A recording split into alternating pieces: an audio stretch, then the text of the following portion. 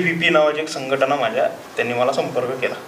ABVP ऐकून असेल, अखिल भारतीय विद्यार्थी परिषद.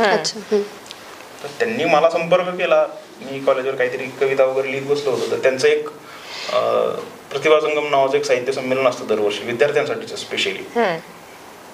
तर मी कविता वगैरे लिहायचो. त्यावेळेस मी ते कविता लिहित बसलो होतो कॉलेजमध्ये. मग तो एक त्यांचा कार्यकर्ता आला, चन्नवीर पंपूर नावाचा. आणि मग त्यांनी मला सांगितलं की तुला आम्ही हे करू, तू आमच्यासोबत चल, तुझ्या कवितासाठी मोठा प्लॅटफॉर्म देऊ आम्ही, किंवा तुझ्या कविता छापून वगैरे आणू पेपरामध्ये. असं मला बरं वाटलं, मला चांगलं वाटलं ते. आणि मग मी त्यांच्याशी जोडले गेलो.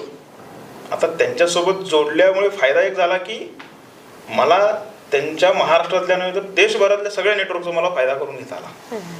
की तुम्ही आज कुठेही जा, आता विद्यार्थी